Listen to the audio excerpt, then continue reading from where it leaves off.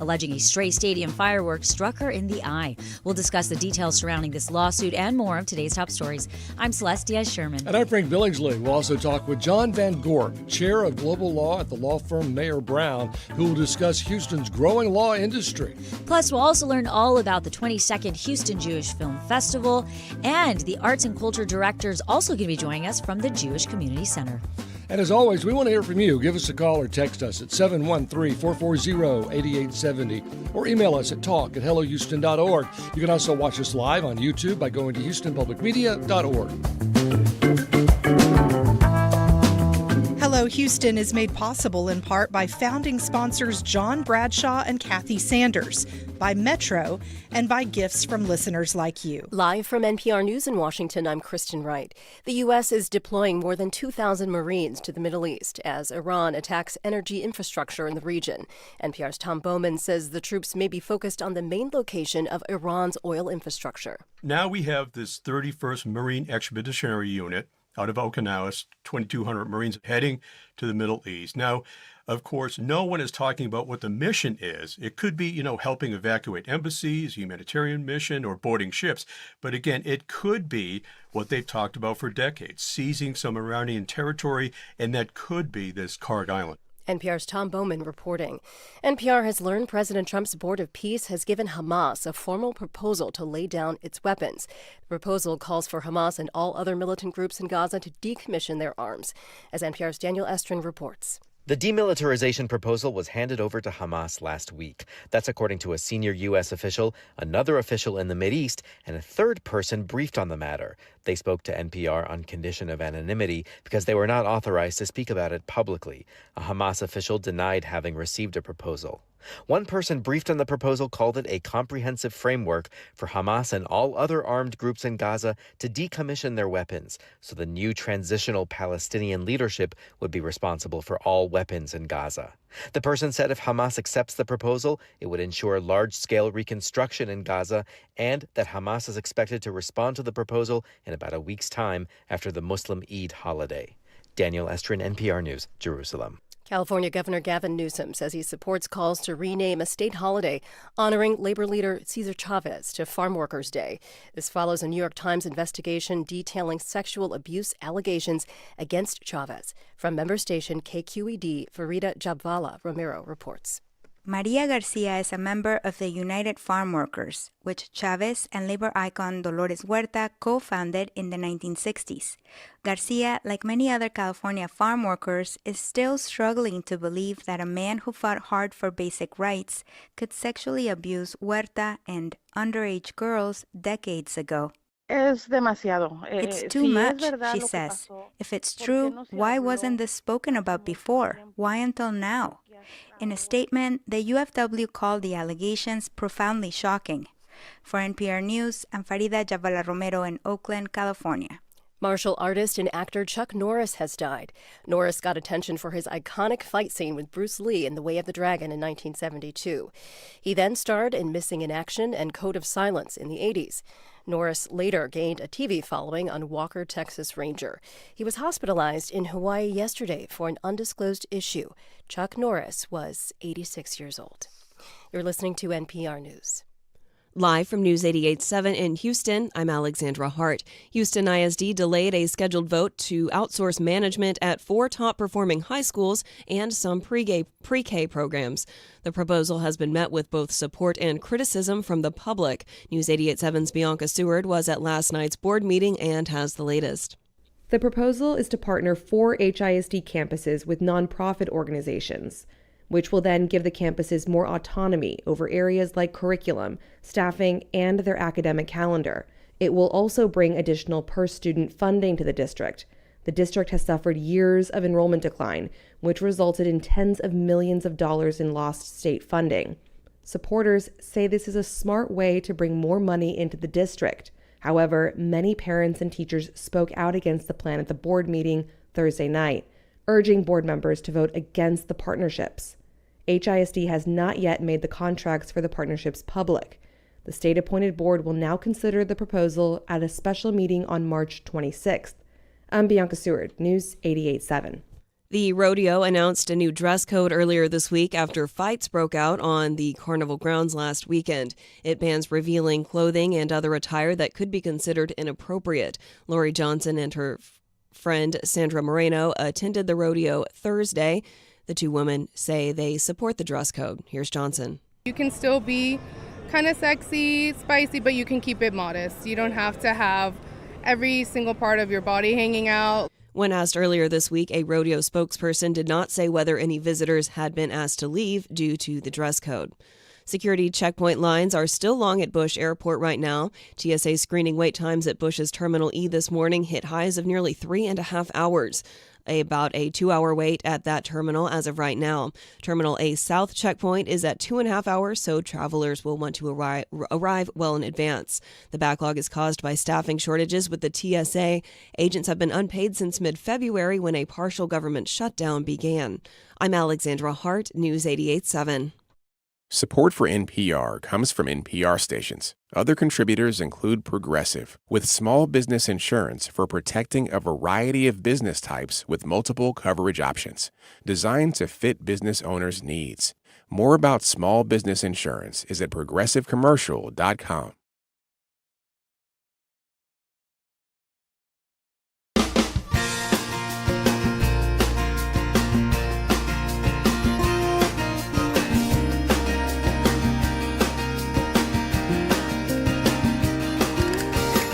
Live from the University of Houston, it's Hello Houston, an open forum on today's biggest stories affecting Houston and beyond. Call now, 713-440-8870, or let us know your thoughts on today's topics by emailing us at talk@hellohouston.org.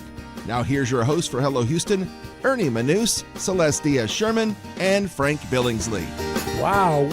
Hello, Houston. Hello, it's Houston. Friday. We have gotten a huge number of YouTube comments already. Chit chat. I love know. it. Sad news about Chuck Norris. So sad. 86. I think he was dealing with Parkinson's. But, oh, really? But had a full that. life. I mean, yes. I used to watch, was it Texas Ranger? Walker? Yes, Texas Walker Ranger, whatever it was called, on CBS when I was growing up. I remember that. Oh, yeah, sure. He had a moment. He had his moment. He was kind of that karate guy that could act. And really carry the show, and had a lot of charisma, and so our thoughts to his family and his friends for sure. For sure. And I just saw my hair on YouTube. We want to thank you for joining us today on Hello Houston. Again, whether you're tuning in on News 88.7 or you are watching us, like Frank just said, you can check out our blowouts. But we want to thank you for joining us. We know that there are lots of other places you could be tuning into, but you choose us, and we want to thank you for that. And happy spring. Is it official? Oh, yeah, 9:46 this morning. The vernal equinox occurred. Official. And so now the sun is crossing from the Tropic of Capricorn across the equator to the Tropic of Cancer, which means it's going to get really hot. I had a nice email from A.J. Marabian, who also says that this begins the Persian New Year. Oh, yes, that's right. And they celebrate with feasts and Happy Persian New Year. Yes, I know. And these they have a ceremonial table that showcases the 7 S's, and that's I don't know how to pronounce them, but rebirth, growth, symbols for sweetness and fertility and love and health and happiness and beauty and age and patience and sunrise and new beginnings. And I think spring kind of does that too. You know, spring cleaning, get the old out and go with the new. And Easter is right around the corner. Passover, which is April 1st this year. It feels early. It is. Yeah, it is early. Okay, I was like, it all but just so is feels Easter. Easter's April 4th. Yeah, I feel like everything time is flying. I mean, today is March 20th, 2026. Yes, April 5th. But yeah, I mean, we have a packed show today, Frank. You know, I think it's going to be interesting. We're going to be talking about the Jewish Film Festival that's going on right now. And there's lots of really great films that come to Houston through that. So we'll talk about that. And, you know, speaking of coming to Houston, the law industry is going crazy here. Right. And Houston is very much known for being an energy capital where we have a lot of industry, but M&A, mergers and acquisitions, lots of that. And then, you know, a couple of weeks ago, we had a young guy named Oliver who didn't know how to read until he was a very mature adult. Yeah, into his 30s. He was 32, I believe. Written a book. And we talked to him about what literacy was to him and how his he experience. came to, and we got some responses, and one of them was from Federico Salas-Isnardi, who is the former director of the Mayor's Office for Adult Literacy, and he said, "Well, here's what I would have said." And so we will come on to Hello Houston and say it. Say it. He's going to tell us all about what we actually do here in Houston for adult literacy. Yeah, resources available for people that it spoke to them, and they are struggling with that. And he was like, we want to make sure to get the word out that there are resources right here within our city. Yeah, much of which started with the Barbara Bush Foundation. Yeah. So a lot to talk about. It's kind of a light day. Hopefully, it won't get too heavy. But you never know. You never know. Frank, some of our headlines, Celeste, give me the Well, this one's not too heavy, maybe, I don't know. A Houston area woman is suing the Houston Astros and a Texas fireworks company after she says a post-game celebration left her with serious, possibly permanent eye injuries. According to the lawsuit, Jamie Huntinger was sitting along the third base line at Dyken Park last July when a stray firework struck her in the eye. Her attorney says she suffered significant trauma, required emergency laser surgery, and now deals with blurred vision and partial vision loss. She's seeking more than $1 million in damages. So where does the responsibility fall when fans' entertainment turns dangerous? And are safety measures at ballparks enough to protect people in the stands? What are your thoughts on this lawsuit? Give us a call or send us a text, 713-440-8870. Well, I had a bleeding eye from a BB gun when I was 13. Got shot in the eye, but the eyelid caught it. So a lot of people think I have two different color eyes because they can't quite figure it out. My pupil looks bigger. The black part looks bigger. It's actually the blue part that got torn and had to be sewn. Oh, gosh. But you know what? I have 20/15 vision. I have better vision in my injured eye than I do in my uninjured eye. Interesting. So stands the reason, right? So I have every sympathy for this woman. Eye injuries are frightening, and they can be permanent, and it's very tough. I don't think you can sue for $1 million in Texas, for one thing. But I'm not a lawyer. We'll talk to a lawyer. We should ask them. But I mean, what can you say? My heart goes out to her. It's terrible. I've seen those fireworks a few times. I love them. And they're coming. Right. You stay because you want to see them. You don't expect injury from them. They're really far away. And it's a really cool experience in general. I mean, Yes. we've stayed afterwards to watch the fireworks. And, but I do think that I would imagine that there would be some margin of risk that would be being calculated within having fireworks and a fireworks display. That on both parties, like the Astros as well as I would us, imagine who so. stay. Because you agree to stay. Oh, that's a good point. I was thinking more from the Astros standpoint and the fireworks, company. Well, there's always a margin of error in anything we do. Well, that's the thing. They might say that there was no margin of error. It was just a bad, the wind blew and that hit her in her eye. I don't know. Yeah. That's a tough one. I don't see any comments coming in on this. I don't know. I think they'll probably settle to just get it done. That's exactly what I would imagine. Apologize. I do think that there would be. I don't know how you become more careful. Is my thing, because usually when someone's been hurt, you want someone to learn a lesson and be more careful. Well, I don't know how you'd be more careful with fireworks. I guarantee you now, whenever they're doing the fireworks at night, there will be now some fine print that says, stay at your own risk.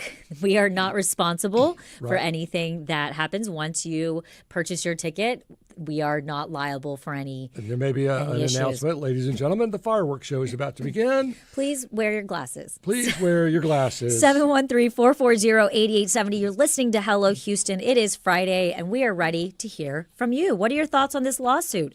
Where does responsibility fall when fan entertainment turns dangerous? And do you feel safe? Do you think that there is safety measures at ballparks are enough to protect the people in the stands? Well, British computer guy, who we love. Hi, British computer guy. Yeah, he says, sounds like she has a good case. If the Astros are going to host a paid event, then they should have taken better precautions. But that's my question, British computer guy. What do you do with fireworks? Because if you've been there, you're in the stands. I mean, you're like a quarter mile away at least. Right. Well, here we go. Richard William Insurance says from the fireworks provider, I'm a insurance from the fireworks provider. I am a drone operator, and when I fly my drones, I have to have insurance. But I wonder, Richard, does your liability insurance cover $1 million? Might have an umbrella policy that goes. Now, that Frank, high. weren't you saying that in the state of Texas you can't file a lawsuit over? You can sue for $1 million or more in Texas, but not in small claims court. That's capped at $20,000, and then for damages exceeding $20,000 and up to $325,000, or unlimited, you go to district court. Okay. I'm seeing a medical malpractice is a maximum of $750,000. Well, there are no caps on personal injury. Again, the good thing is we are going to be talking to about law and a lawyer coming up in. This says $1 million plus personal injury settlements are possible, but usually result from extensive negotiation, not initial offers. Yeah. So that's why I think they'll settle it somewhere. And it depends too on will she have ongoing issues with her eye. I have ongoing issues with my eye. My settlement when I settled in 1977 was $10,000. Wow. But yeah, and that back then they wanted it. The insurance company wanted it off their books before I turned 18. Okay. So I was still a minor in 1977, and so I got $10,000. Love it. All right, let's move on to the next headline. Let me tell you, and this has gotten a lot of attention lately. This whole Ben Taub Park thing. It's a 4-0 vote. Harris County Commissioners Court approved Harris Health's condemnation. It said they condemned us to take it over. Mm-hmm. Of nearly 9 acres of Herman Park to expand Ben Taub Hospital. Obviously, into those 9 acres. They're adjacent to the hospital. They're more adjacent to the hospital, if you look, than they are to the park. Actual park. There's already a road that separates the park and these 9 acres. The vote took place Thursday. It's something that's been a long time coming. We have talked about it and had guests on this show to discuss we had Dr. Porsa from Ben Taub on. The project is one that Harris Health officials said would cost $410 million. With the land condemned, letters will now be sent to owners and whoever else has an interest in the land. It'll take about 6 to 9 months before possession takes place. In other words, there was something in the will that this could only be a park. And now they're taking it over, obviously, to expand the hospital. And when we were talking to Harris Health, the representative from there, he was saying, well, some of the owners are happy to get, we can't say how much, but a few $1 million for the land. Because not everybody's rich. And so they could use the money more than the land, I guess. Yeah. Then other people are saying, wait, where's the violation? You can't just take this land. Well, eminent domain has a way of sneaking its way in. So and again, that's what's happened. If you have any thoughts, let us know. I think Richard came back to us on that. But we want to know, what are your thoughts about the Ben Taub expansion? Here we have a clear vote. We are moving forward with it. 713-440-8870. I think it's extremely important to note that Ben Taub is a level 1 trauma hospital. Yeah. It serves also the most vulnerable of populations when we're looking at. I mean, it's a part of the public Harris Health system, meaning it treats patients regardless if they can pay or not. And oftentimes as a society, we look at, people that are homeless or have on the streets for mental health issues, and we look at it and we say, why aren't we doing more? What happens if, something happens to them? Well, they go to Ben Taub. Oh.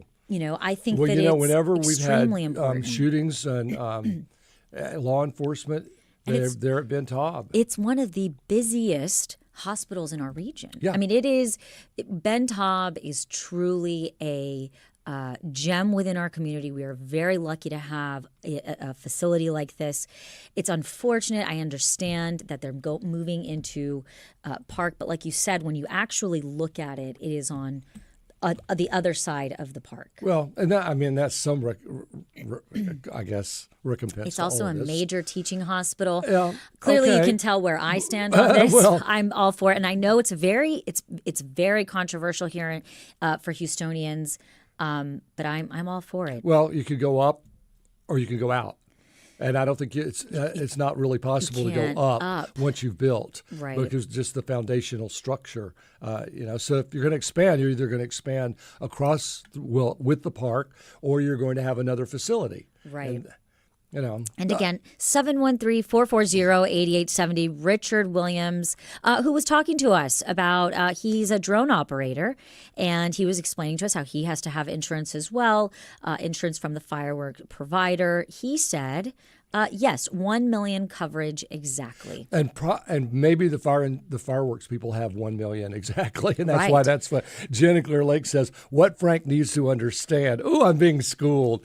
All what right, here Frank goes needs to understand is that $1 million might just cover the medical costs. Well, a blister under the eye. I'm not an eye doctor. And we have a call from Larry from Katy. Larry, welcome to Hello Houston. What is your comment or question regarding Ben Taub?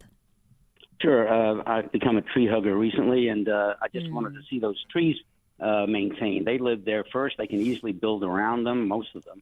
When the UT School of Dentistry was torn down, they cut the trees down and then did nothing with the land behind MD Anderson. So just save the trees, build on the land. You know, Larry, I don't disagree with you at all on that. I agree. I think that we can do this in a responsible way. We also got a YouTube comment from Eves, Texas, who says, we very clearly need it. I just dislike the government using eminent domain at all. But there's no other option. And it's eminent domain, or you don't do it. And but Larry, or you offer to buy it, and with all those stipulations in the will. Yeah. And again, Larry, thanks for joining us. And I appreciate, I love a tree hugger. My dad's a big tree hugger. And so I appreciate that. And I agree. Yeah. There's ways to be responsible and don't cut down our trees, but we also really need this facility. Okay. Expansion of it. It'll serve, I think, more of the public. Yeah. Hospitals just do. And that's kind of what we do around here is hospitals. Right. And apparently law. That's the new thing. Yeah, apparently law. Also in the news, the U.S. Navy and City of Houston have revealed which ships will be participating in next month Fleet Week. As some of you remember, during the summer, we had... Well, they were going to do it. They were going to do it. In November, and it got canceled because of the shutdown. Right. Yeah, so it was just too much. It was too much, but they have Houston's Fleet Week will take place from April 15th through the 22nd, and they're going to be bringing Navy and Coast Guard ships to the port of Houston. The public will have the opportunity to tour several of the ships participating in the event when more than 1,000 sailors, Marines, and Coast Guard members are expected to visit Houston. And again, 713-440-8870. We've been covering quite a few headlines this morning, and we do have calls coming through. Let's go to Ariel, it looks like. Yep, from Missouri City on Ben Taub, and that's Early. Hi, Early. Hi. Yes, my name is Erlene. I was saying Ben Taub can choose a different site in the medical center. It does not have to be next to the current Ben Taub. MD Anderson has many buildings all over the medical center. There's no need for them to have to take anything from the park. That's just my opinion. Thank you. Thank you, Early. Thank you. That's another, she brings up an interesting point. But I think when you get to this point where they're saying we really, this is the solution, that it's assuming that Ben Taub didn't look into other locations. I'm sure they did, and it comes down to a funding issue, also an efficiency issue. Yeah, hopefully they did a body count of how many people actually use that part of Herman Park. Yeah. I'm sure some do. It has one trail that goes through. It's not huge. Yeah. And should it be, well, it's still part of the park, so it doesn't matter how many people use it. You're looking at me like, doesn't matter. It's got trees. Well, I will say, Jen is responding to you. Jen from Clear Lake. She says, sorry if you felt called out, but long-term injuries are really expensive now. And she's not wrong. I mean, especially if you have I don't know chronic the extent of the eye injury from the firecracker issues, either. Yeah. Did it cause a burn that will heal and she'll be perfectly fine? Mine caused permanent deformity of my eye. I'm lucky I got to be on TV. But coming up on Hello Houston, we're going to talk with the chair of global law at the law firm, Mayer Brown, John Van Garp, about Houston's growing law industry. This is News 88.7. Stay with us.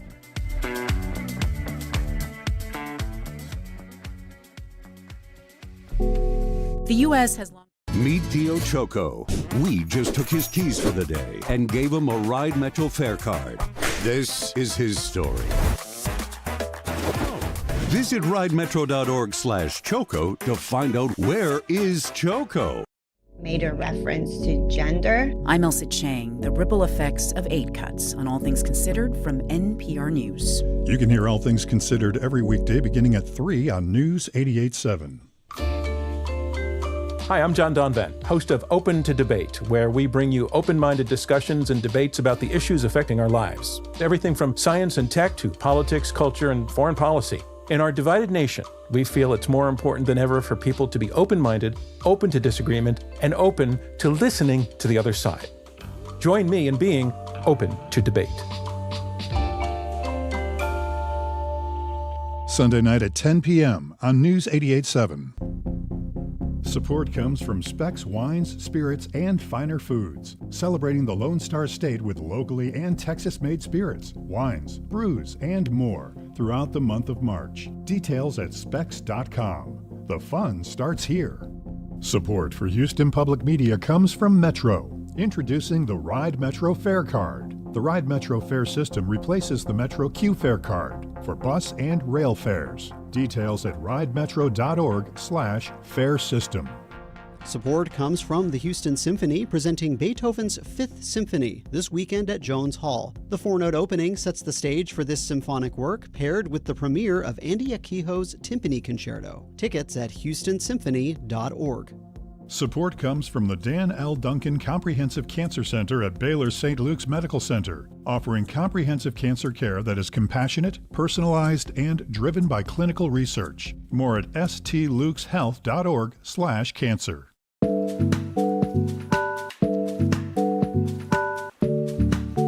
And now back to Hello Houston. To comment on any of today's topics, call or text 713-440-8870 or email us at talk@hellohouston.org. Now here's Celeste Díaz Schurman and Frank Billingsley.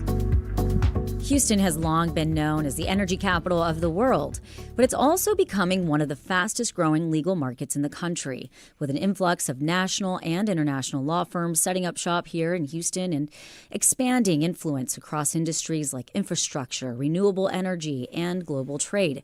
The city's legal sector is evolving right alongside its economy. To talk to us about what's fueling Houston's rise as a major legal and commercial hub, we're joined by John Van Gorp, the chair of global law at the law firm Mayer Brown, one of the first non-Texas firms to move into Houston. John, welcome to Hello Houston.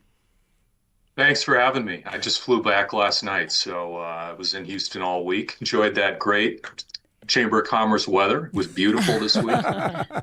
Where are you now coming to us from? I'm in Chicago, where it's quite a bit colder than Houston. Yeah. Houston was a little cool this week. This is quite a bit different than that. Well, John, I've got to say, Houston has always been, as I mentioned in the intro, tied to energy. What's changed that, now making it a legal powerhouse too? Energy is pretty important. You don't have to look further than landman to know that. 80% of the world is powered by fossil fuels, and Houston's always been a center for that. So that's been a focus of ours for 44 years in Houston. But Houston is now technology, it's financial services, it's life sciences and healthcare, it's manufacturing and import-export.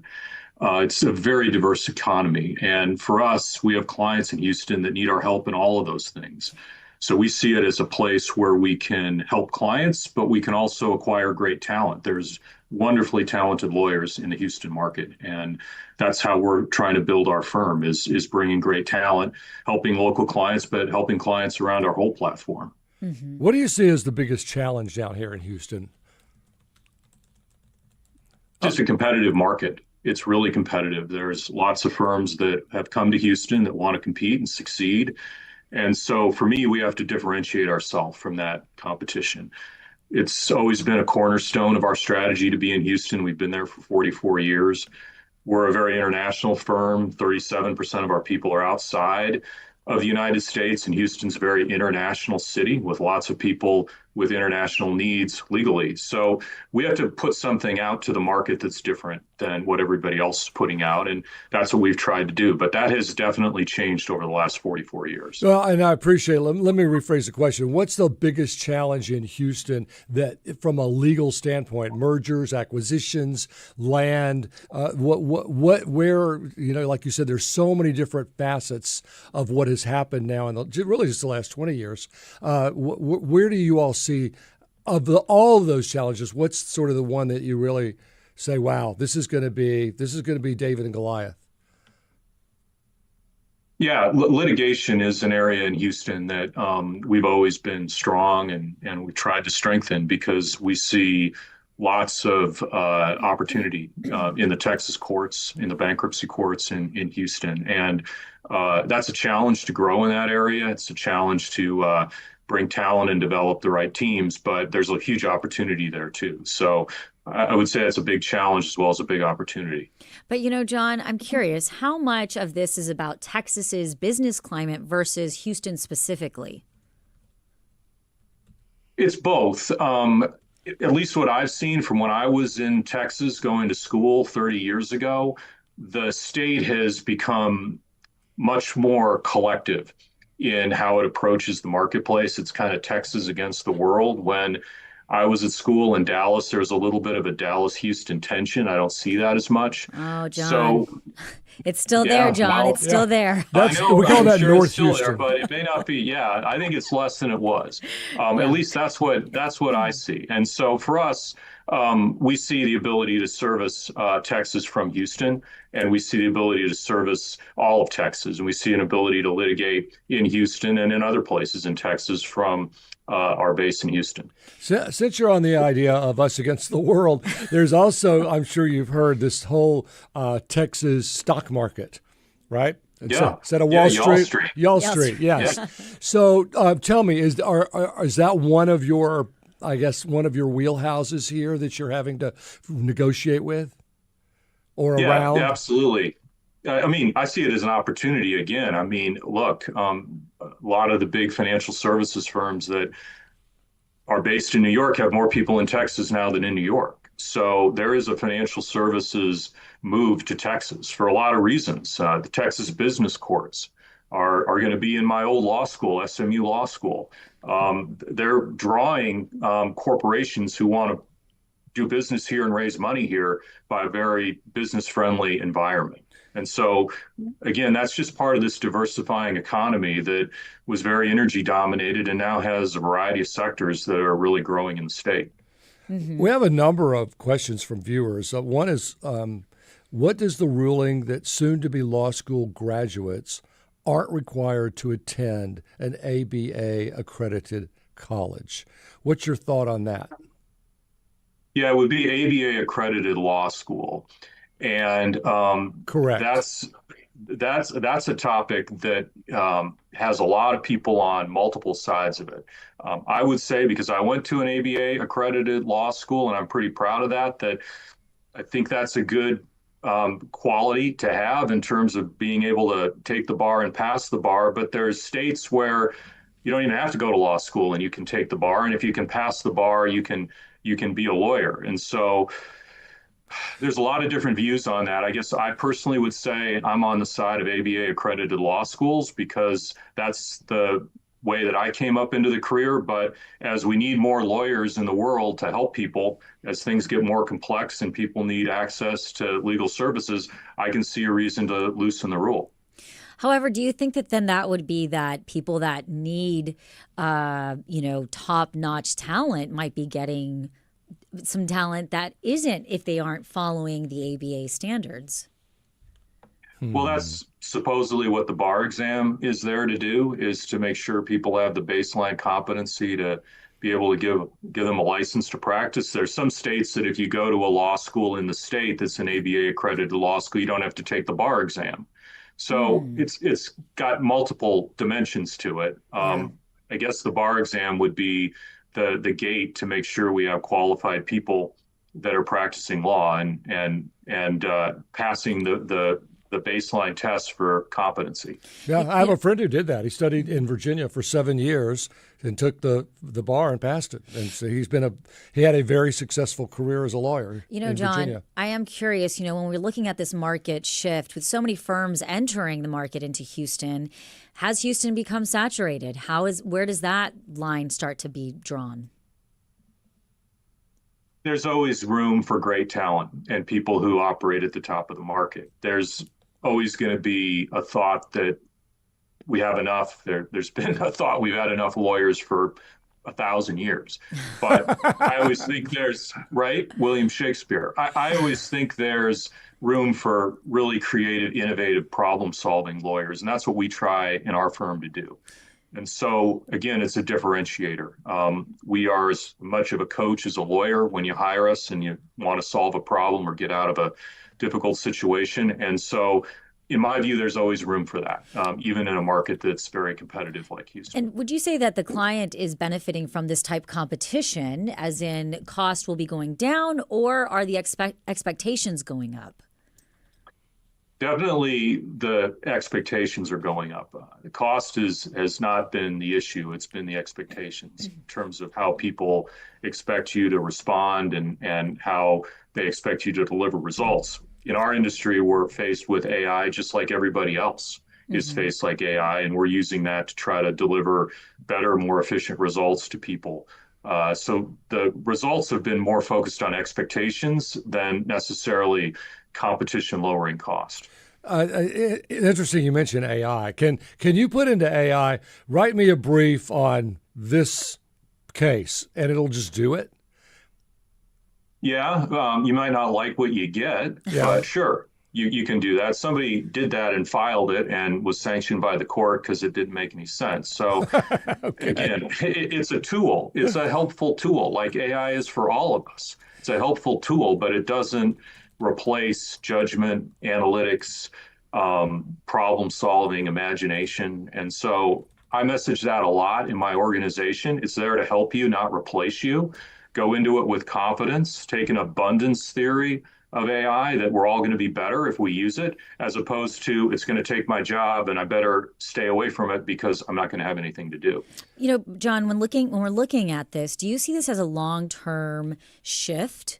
Or is it tied to current economic cycles? Obviously, energy is very volatile, and then, energy prices and also infrastructure spending.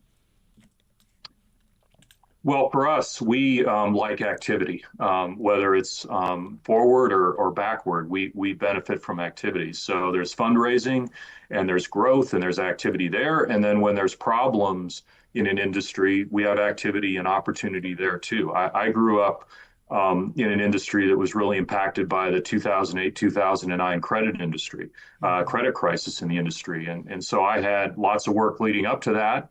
And then I had lots of work on the back end of it because there was a lot to do for lawyers when things didn't work out as planned. So we tend to be involved in any market depending on the cycle, but there's lots of work to do throughout the cycle. We're speaking with John Van Gorp, Chair of Global Law at the law firm Mayer Brown. If you'd like to join the conversation, call or text us, 713-440-8870. We did have a call from Mike in Cyprus. Will the recent Supreme Court ruling regarding tariffs have a major impact for the law firms in Houston? We've been busy with tariff questions from our clients internationally this year, as you can imagine. That's mainly been our D.C. office where a lot of that activity is based. But certainly on the ground in Houston, we have capabilities too. And we get a lot of questions about this because people are trying to navigate global trade issues. So as long as the tariff winds are blowing, there'll be work for lawyers. Well, while we're talking about that, this is from Alex Garza. How has the Trump administration's scrutiny of big law firms changed how Mayer Brown selects government-related matters? For us, we've always been sensitive to lots of dynamics in the world, whether it's the local government, the international governments. Remember, we operate internationally, so we have this issue somewhere in the world almost all the time. And so for us, we're always navigating things like this. It was really, for us, just the next thing we had to think through, and we did. Well, Sean's back to this license thing. Law license without passing the bar exam sounds crazy. Would you want doctors and engineers on that train too? Sounds like a Better Call Saul type situation. It does. It does. But it can happen. I mean, there you can get really smart in lots of different ways. And then you go and you meet the real world and see if it actually worked. Right. And, when we're looking at Houston, John, do you think Houston realistically rivals cities like New York, London, when we look at the global legal hub? I do. And that's why we have continued to grow our office and have been there for 44 years, is we want to be in all the major financial centers. So we're in Singapore, Hong Kong, Tokyo, London, New York. We see Houston in that group. And if you're going to be prominent in the energy sector, which is one of our focus areas, you've got to be in Houston. So I've always viewed that as something that Houston has had for my whole career. When I was working in Texas as a lawyer doing finance law, all the big banks were lending money in Houston, and there were New York banks who were coming to Houston and hiring local lawyers to do their work. So I don't think this is new. It's been a very long time attribute of the city. I just think it's constantly improving and becoming more significant as the local economy grows. Texas is, as you know, the fastest growing economy by absolute dollars in the country. So that is making Houston even more important as more industry moves to Texas.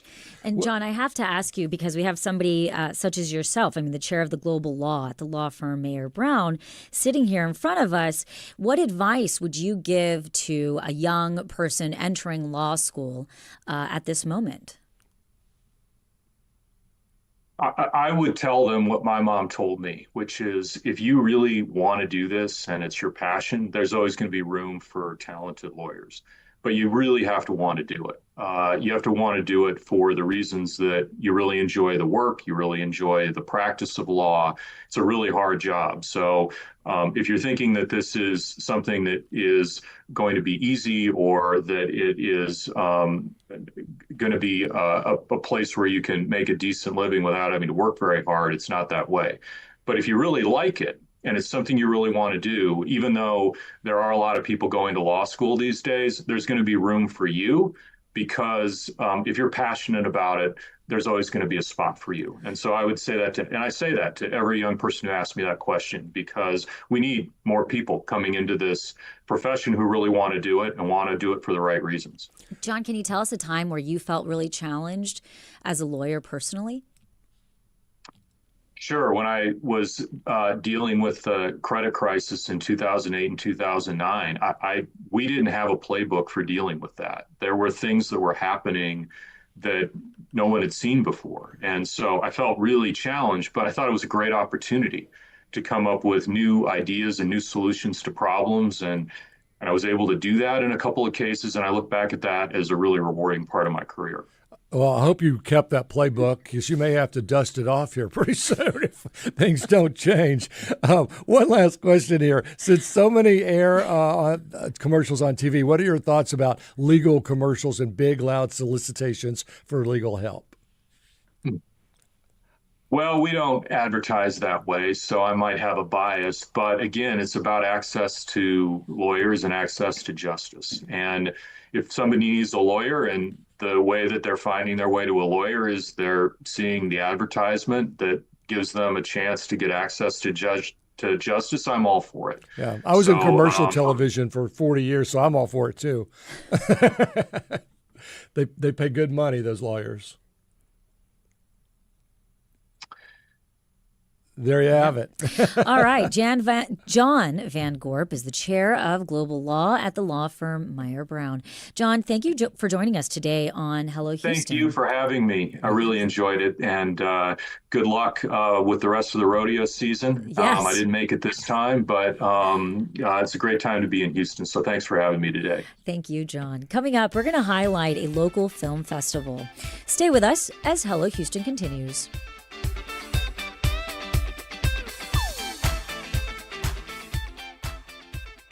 You count on Houston Public Media. Meet Gamola, songwriter, world-class violinist, and award-winning multi-genre artist. We just took his keys for the day and gave him a Ride Metro fare card. Visit ridemetro.org/Gamola to learn more about his ride. Takes a few minutes to make a big difference. Become a new member today at houstonpublicmedia.org/donate or call 888-909-0887. Next time on Climate One, how do leaders find a balance between addressing climate, affordability, and planning for the future? We have to compromise on behalf of what can be done, but also take the very, very visionary and compassionate steps. Hawaii Governor Josh Green on the state's decarbonization on the next Climate One. You can hear that Sunday morning at 6 on News 88.7. Are health wearables making us healthier, more self-obsessed, or both? This week on It's Been a Minute, I'm getting into what health tracking can really tell us about ourselves.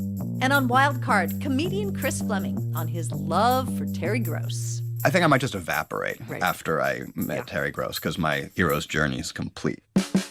That's on Wildcard, and It's Been a Minute from NPR.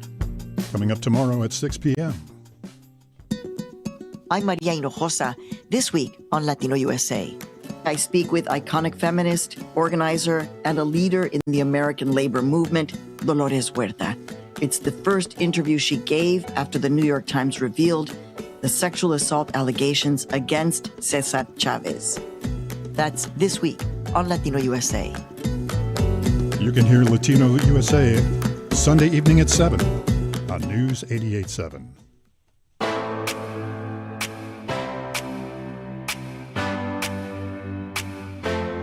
And now back to Hello Houston. To get your comment in on any of today's topics, call or text 713-440-8870 or email us at talk@hellohouston.org. And now here's Celeste Díaz Schurman and Frank Billingsley. The Houston Jewish Film Festival has returned to the Bayou City in what marks its 22nd year. The festival, which runs through Saturday, March 28th, so a week from this Saturday, features a lineup of critically acclaimed films that highlight Jewish culture, history, and contemporary experience, with screenings taking place all across the city, including the Museum of Fine Arts Houston, the Holocaust Museum Houston, and more. To tell us all about the festival, please welcome Amy Ramani, Arts and Culture Director at the Evelyn Rubenstein Jewish Community Center. Amy, welcome to Hello Houston. Thanks so much for having me. So I know you're in the middle of this already. It's already started. How's it going?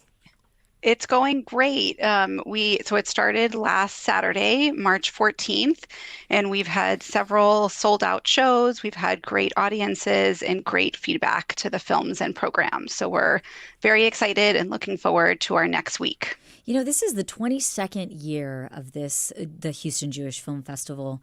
What do you think keeps audiences coming back? I think it's the quality of our films. I think over the years, we've established a reputation of very high quality films. And it's also, we're showing these niche artsy films that people really can't find anywhere else. They're not in movie theaters. They're for the most part, they're not streaming on platforms.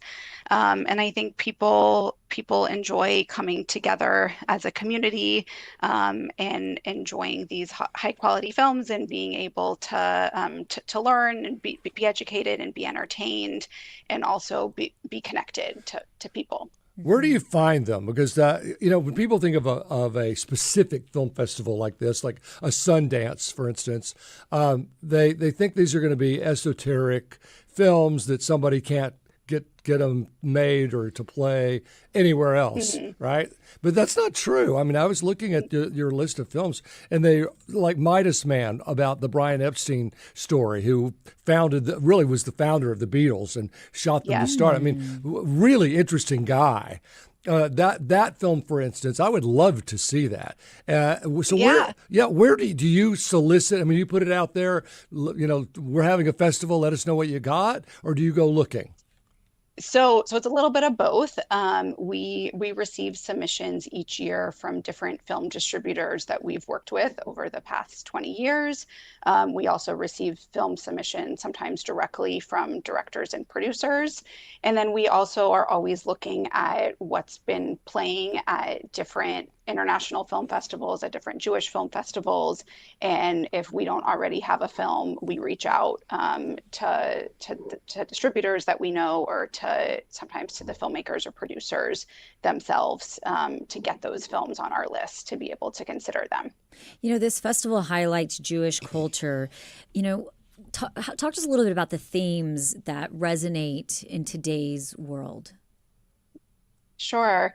So I mean, film has the ability to bring stories to life in a very personal and emotional way.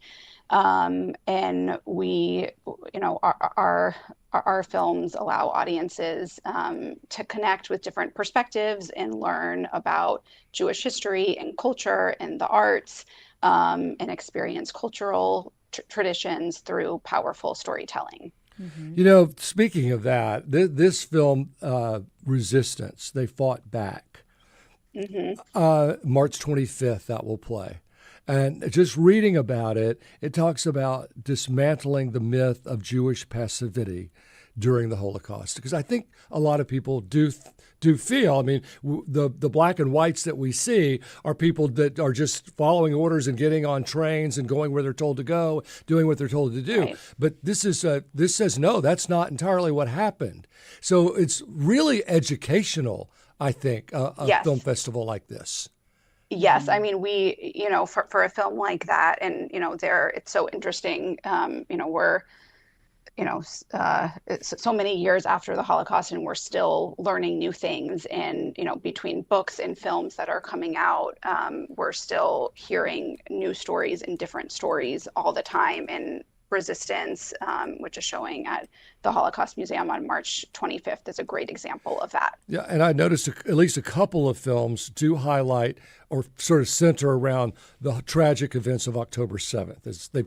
I think they've kind of come to be known as that, right? Yes. October 7th. Tell us a little about that. Sure. So we've this year in our lineup, we've included a few films that center around October 7th and what has happened since then.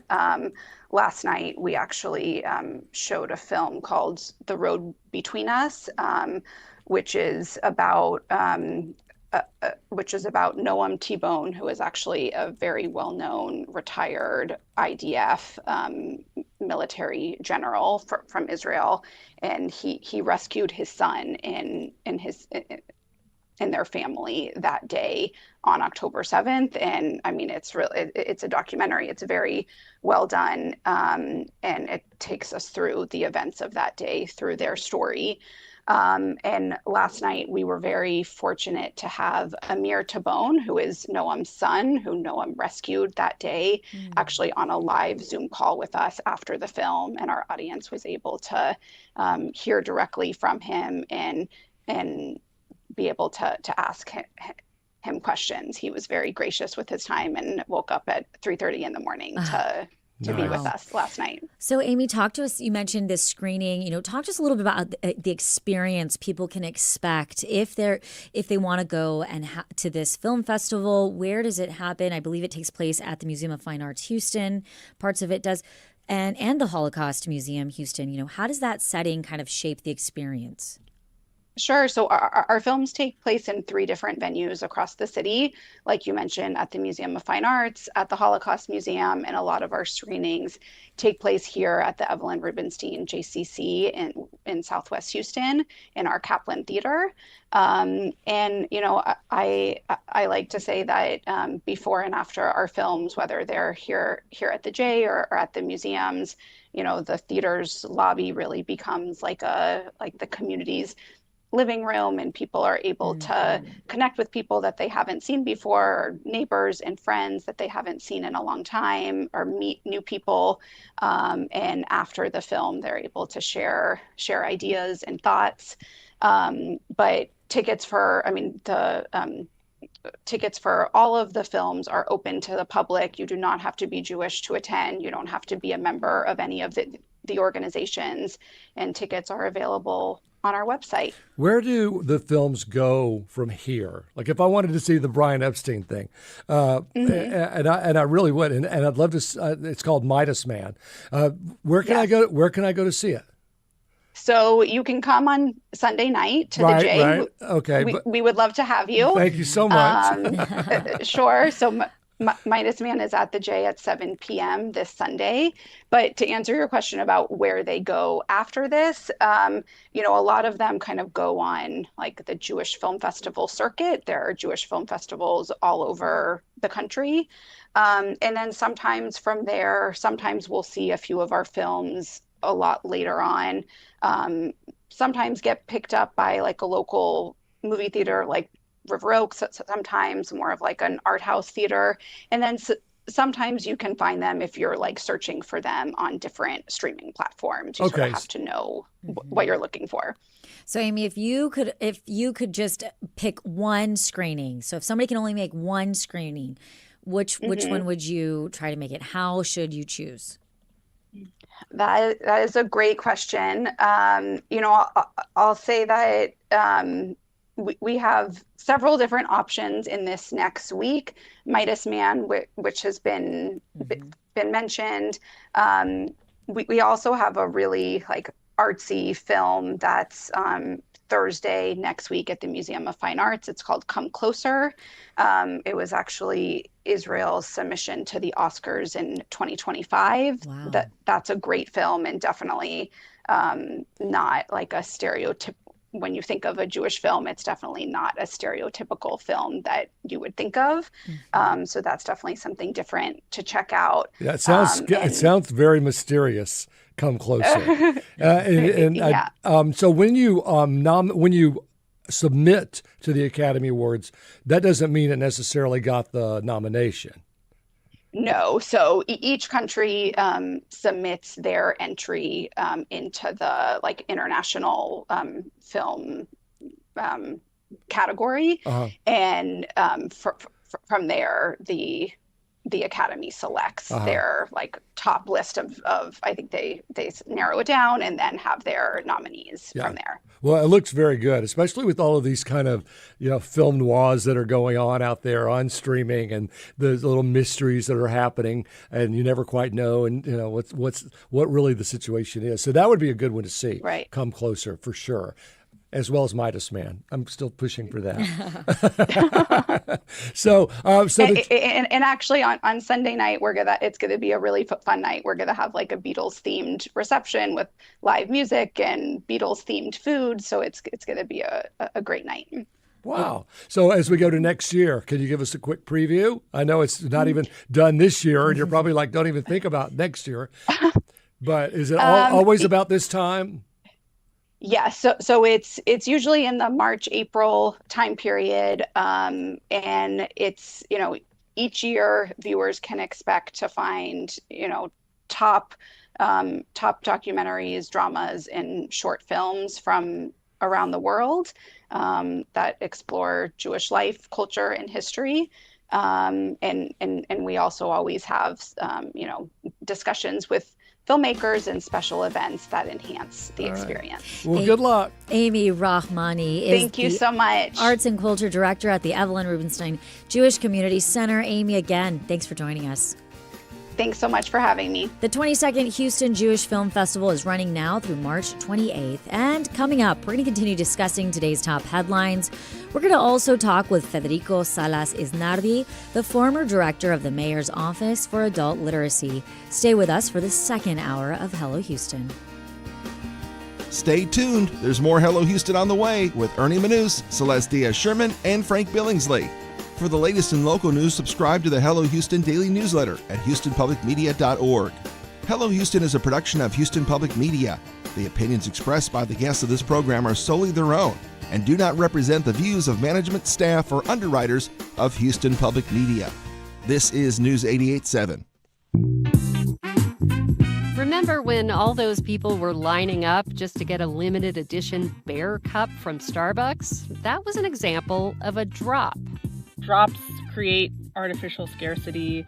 They manufacture novelty. More on why companies are buying into this. I'm Amy Scott. Next time on Marketplace. You can hear Marketplace at 6:30 this evening here on News 88.7.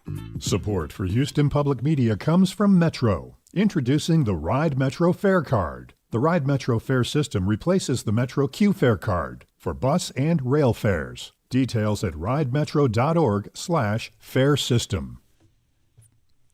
72 degrees at the University of Houston with some clouds overhead. We expect a high today of around 83, tomorrow's high reaching the upper 80s. This is your NPR station, KUHF Houston News 88.7, a service of the University of Houston. It's now 12 o'clock.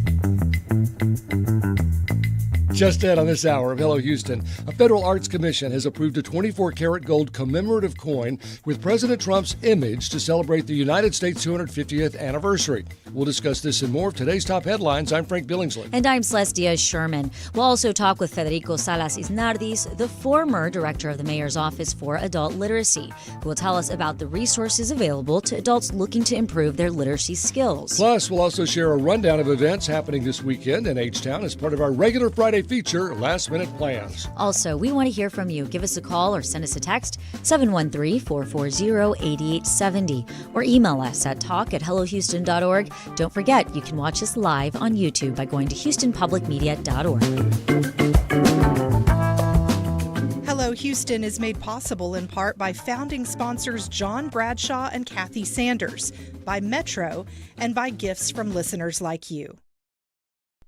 Live from NPR News in Washington, I'm Kristen Wright. Iran is striking energy targets in the Persian Gulf after Israel damaged a key Iranian gas field. Global oil and energy prices remain volatile, with oil tankers not passing the Strait of Hormuz.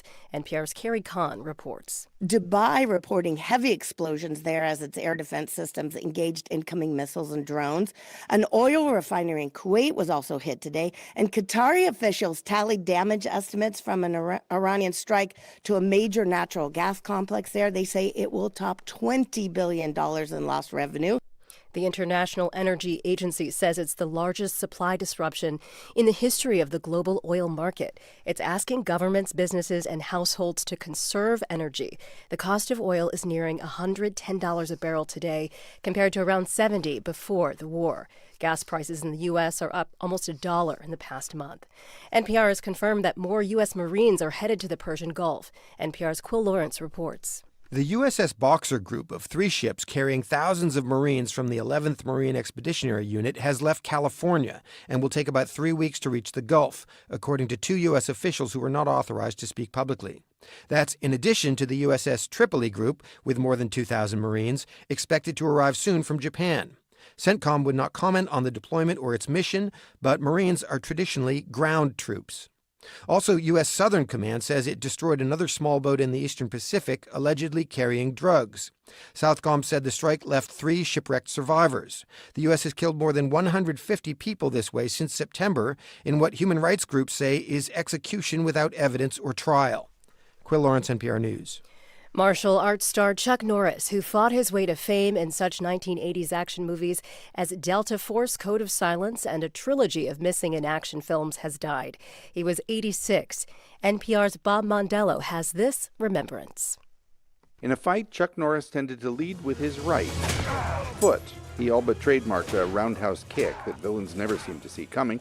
It served him well in more than 24 films after his pal Bruce Lee gave him his break as one of many villains in 1972's The Way of the Dragon. On TV, Norris played Sergeant Cordell Walker, a decorated Vietnam vet with Cherokee ancestry in about 200 episodes of Walker, Texas Ranger. Off-screen, he established philanthropies for children and veterans, became a nationally syndicated health and fitness columnist, and wrote 9 books, including the conservative activist handbook, Black Belt Patriotism, How to Reawaken America. He was also amused to find himself the subject of internet memes, Chuck Norris Facts, that celebrated his supposed toughness with hyperbole and exaggeration. Bob Mondello, NPR News. You're listening to NPR News from Washington. Live from News 88.7 in Houston, I'm Alexandra Hart. We could hit a record high temperature this weekend if parts of Houston get to 90 degrees. Janice Maldonado is with the National Weather Service. She expects these hot conditions to persist. Looks like it's going to continue over the next several days. It's going to be dry, it's going to be hot, and also in the mornings we may have some areas of fog, especially around sunrise. Maldonado says that the weather is shifting for the area and we're likely going to get more mid-80 degree days now that spring has officially started. Houston ISD will rename its district-wide holiday Chavez Huerta Day to Farm Workers Day this year, while keeping the holiday on the calendar for now. The change comes after a New York Times investigation published Wednesday detailed sexual abuse allegations against the Latino labor activist Cesar Chavez. State-appointed board member Angela Lemond Flowers opened Thursday's meeting by addressing the allegations. We recognize that allegations of this nature are serious and can be deeply impactful, particularly for victims and survivors. Lemond Flowers said the board will also consider renaming Cesar Chavez High School. The Artemis II rocket and spacecraft are back at the launch pad at the Kennedy Space Center in Florida after repairs delayed the mission. Rolling Artemis II to the launch pad is a 12-hour process, which NASA began late Thursday evening. Now the space vehicle is primed to launch as soon as April 1st for its historic flight around the moon and back. The 4 astronauts going on the 10-day mission are currently quarantining in Houston. Every Sunday at the Houston Rodeo, a congregation of cowboy churchgoers meets at the NRG Center. It's a non-denominational Christian service in a Western style geared toward cowboy culture. Danny Biddy has been chaplain of the Houston Rodeo's Cowboy Church since 2018. Here he is explaining the type of congregants coming to the service. There's two kinds of people, those that are cowboys and those that wish they were. You can read more about cowboy churches and their culture on our website, houstonpublicmedia.org. Currently 74 degrees and partly cloudy on the University of Houston campus. I'm Alexandra Hart, News 88.7. Support for NPR comes from NPR stations. Other contributors include United States Postal Service, dedicated to putting reliability at the core of USPS Ground Advantage to help businesses operate smoothly. More at usps.com/groundadvantage.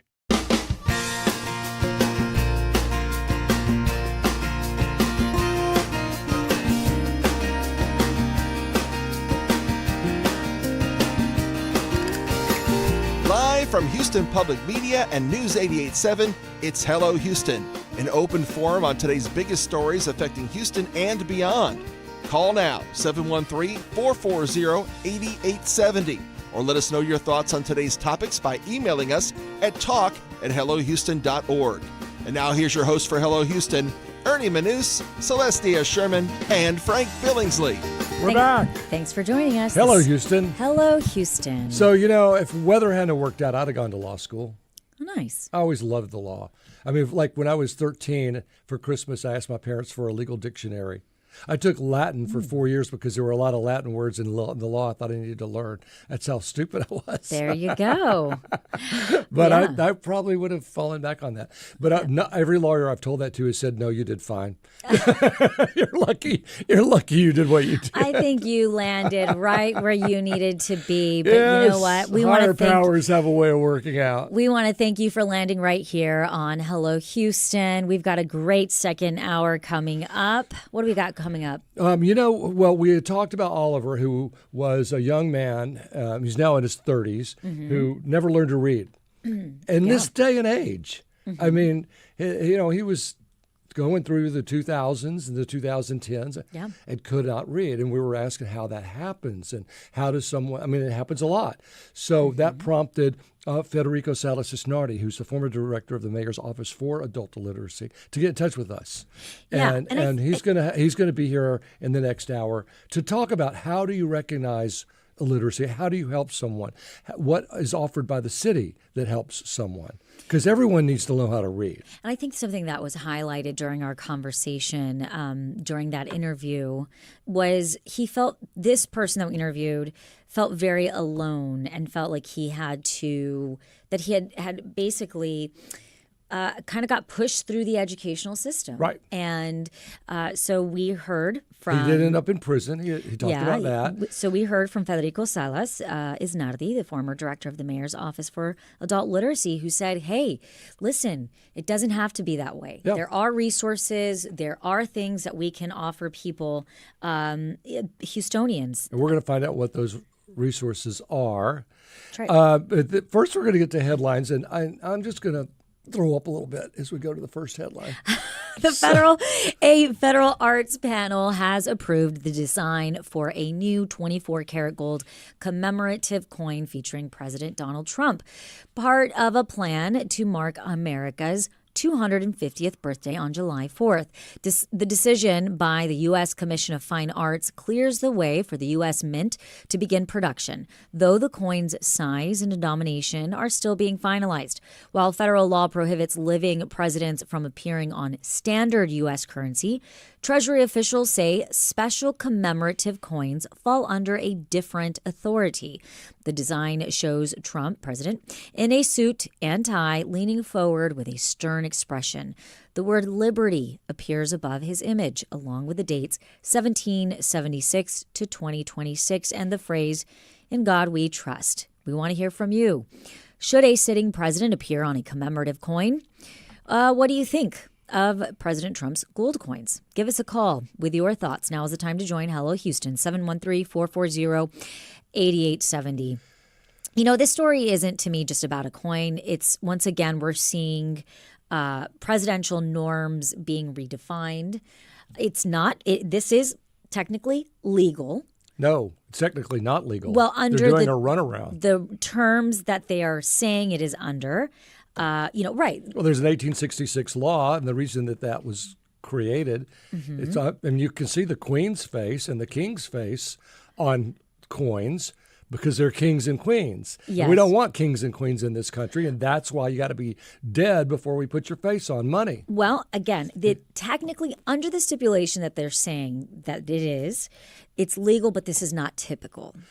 This decision, commemorative. It's commemorative. Yes. It really highlights, I would say, the evolving political norms that we're looking at that are shaping, the symbols meant to represent the nation as a whole. Well, he ought to put his face on a Bitcoin. He's all about Bitcoin. Let him put it on Bitcoin. 713-440-8870. We want to hear from you. Please tell me what you think. Noah Espinoza is on YouTube. He's all right. I'm with you, Frank.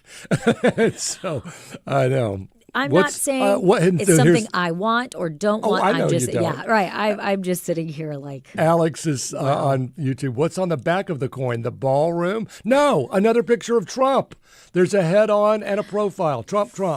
You know, it's like heads. It's not heads or tails. It's heads or heads. It's Trump or Trump. I know. It's crazy. 713-440-8870. Ari from Clear Lake is on the line. Clear Lake City. Ari, welcome to Hello Houston. Thank you so much, gang. I firmly agree with your sentiments. It's an absurdity. It's a glorification of a cult, and there's no need for monarchs in our democratic republic. Thank you. Thank you, Ari. I don't know anyone that's going to support this other than the four people who the commission who he appointed, and then they supported it. Yeah, it's interesting, right? Tony Bayan from Rice University's Baker Institute, we often have him on to discuss Latin American and Mexico policy. Yeah. And the last time we had him on, he said something very, very interesting that has really stood out to me. Tony said how something that happens in Mexico, and one of the reasons it's very hard for good policy to be put forward in Mexico, is that every time a president comes in, they redo everything. They just totally want to redo everything. They put their own symbols on everything. They come in and there's not any kind of uniformity. And I'm concerned that if this starts to become the norm for the United States of America, where you can have a president come in, regardless of party, and decide to start to just totally broad stroke rebrand, find loopholes to make their own coins, to put their face, their name on everything. And all of a sudden, the president's role in our country is now a QVC type situation. We are moving in a very, very, very dark and scary and concerning I don't space. think we're moving that way. I think we are there. Well, the Trump name is on the Kennedy Center. The Trump face is going on this coin. He's the president. Be the president. Don't be the salesman. You already put in Trump Tower, Trump planes, Trump water. All those other Trump things have already happened. From the commercial private sector, if you're go for it. Go for it. But when you are the president of the United States and you represent the people, by the people, for the people, including people that did not vote for you. Absolutely. All the people. Again, 713-440-8870. We're not mad. We just sound mad. We're happy. It's Friday. Yeah. Anna from Mission Bend. Anna, welcome to Hello Houston. Hi, thank you. What is your comment, Anna? I agree with the previous caller that it's absolutely absurd. Of all the horrendous things the current president has done in the past and the present, this is literally the last thing that the country needs is to look at his face embedded on a coin, Yeah. Is this like the last straw for you, Anna? No, I've had many last straws. You want to laugh at it, but in reality, it's really no laughing matter. We're now in a war with Iran. We've bombed a school, killing hundreds of little girls. He's literally been proven to be a rapist of a 13-year-old girl. And now we're supposed to be okay that he's going to be stamped on a coin because that's important right now. Well said. Thank you for calling Hello Houston, letting us know that. That was Anna from Mission Bend, and now we go to Andre. Andre's downtown. Hi, Andre. What are you thinking? Hey, how you doing? Good. That's good. You started this segment, talking about going to law school, right? Or you could have been a lawyer. Right. So, like, my argument now, I'm just like just trying to play both sides of the coin, pun intended. Commemorative like presidential things have always existed. Like, I remember my grandmama having plates, and there's different tea sets. Like when the royal family was getting married, you can get this commemorative thing, a John Wayne like gold-plated coin or whatever. There's no actual dollar amount. Like it may have gold in it or it may be gold-plated, but it's not like I can go to Walgreens and give that coin and get a monetary value. It's commemorative.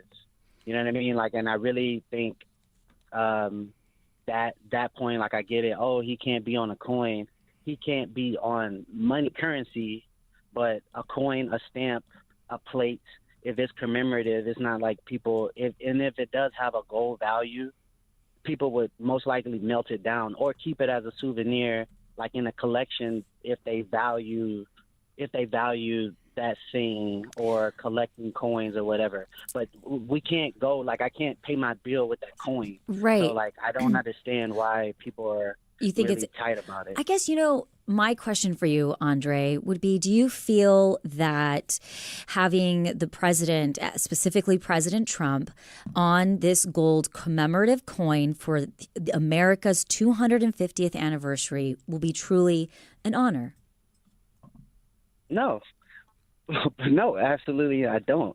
However, it's a commemorative thing, and some people may. And if they want to spend their money to collect that coin and put it in their folder and put it next to on their mantle as how they like, so what? You can't buy anything with it. Yeah. So what difference does it make? Yeah, Andre, I think that's a solid point. But the word commemorative usually means we're remembering something, like like the war dead or something. It's interesting. So I looked it up. The last time a sitting president appeared on a coin was in 1926, and that was Calvin Coolidge. So I wonder where those coins are. Well, if you have one, it might be worth a lot of money. Andre, thank you for calling. I think that's one of the things that I absolutely love about this show is that we hear all different points. And we have more. Andre has a decent point. I don't necessarily disagree with him. Yep. And we have a lot of calls lining up. Okay, let's go to Zahid from Cyprus. Zahid, welcome to Hello Houston. Zahid, are you there? Hey. Hey, what's up? Yeah, I'm still here. Hi, Zahid. What is your comment or question? My comment was, we have 250 years of U.S. history, and we couldn't come up with anything better to put on, even though it's it's a memorial coin, but there's so much more rich history we have. We could do better. To me, this is just self-marketing, kind of repulsive. Self-marketing it's very self-aggrandizing, that's for sure. Zahid, I think that there are a lot of people that truly feel like this is undemocratic, but I would agree. Arlen from Richmond is on the line. Arlen, welcome to Hello Houston. What is your comment or question? Thank you so much for taking the call. I think that we're in a very good time right now because we are recalling a holiday for Chavez. And for things that are now coming out, that's one of the reasons we don't put sitting people on coins, things that they may do in the future and things that are coming out now after it's said and done. And if he really wants to be in a coin, then bring back the penny, put his face on the penny so that when I go to Whataburger, I can get my correct change. But if you put him on one side, put Barack Obama on the other, and see how he likes that. Well, that would be a Saturday Night Live Arlen, skit, I think. I thought about the penny, too. Bring back the penny and put... Okay. Let's go. Arlen, thank you. Zahid, thank you. Again, 713-440-8870. Let's go to Emily from Midtown. Hi. Are you there? Can you hear me? Yes, we sure can. Okay. So my question is, if it is a commemorative coin, why are they still trying to determine the size and the denomination? If they're trying to determine a denomination, to me, that does sound like an illegal workaround. Well, you may be right, because it's not intended to be legal tender. It's intended to be commemorative, but it is gold. And gold is gold, so you may have something there, actually. It could be nonsense. It could be nonsense. It could be used maybe in the future. It's not, even though it's not intended to be legal tender, it might be worth $1 as a gold coin or a quarter as a gold. Maybe that's why they're trying to say, well, it's got to be worth something, because how do you know what to sell it for if you don't make it at least $1 or a quarter? Let's go on with our calls. And let's go to David from Brenham. David, welcome to Hello Houston. What is your comment or question? Comment/question. I wonder when is the last time that the U.S. Mint issued a commemorative coin, because that just seems highly unusual and, just an excuse that the administration drug up to, self-aggrandize. And then the other question, I was responding to another caller who said if Trump really wants to be on a coin, maybe he should die, and then he will, and his heirs can try to put him on a coin. Thank you. Oh, gosh. Yeah. Well, we obviously would never want anybody, that to happen to anybody. However, I think, Frank, are you looking up when was the last time the U.S. National Purple Heart Mint? Hall of Honor in 2022? 2022. Yeah. It's interesting, right? We look at the legalities of it. We look at the way this President Trump has really pushed the new norm. And if this is going to be behavior that is going to be taken on by other sitting presidents, we're not sure. 713-440-8870. Let's go to John from Northwest Houston. Hello. Hi, John. Welcome to Hello Houston. What is your comment or question? Thank you. Basically, on a coin, I don't want to see him on a coin, commemorative or not. The only thing we really need to see him on is a booking photo. That would be something to collect right there. I'll take my comments off. Oh, and not even on a Bitcoin, Frank. Not even on a Bitcoin. I'll take my comment off the air. You know, that might be, so far, I would say, the best recommendation we've heard so far. But 713-440-8870. We want to remind everybody that the comments said are not representations of the organization. However, on Hello Houston, we are where Houston talks. And boy, do we have a lot to say. We want to thank you for joining us. And coming up on Hello Houston, Federico Salas-Isnardi. He's the former director of the Mayor Office for Adult Literacy. He's going to tell us what resources are available for adults looking to improve their literacy skills. This is News 88.7.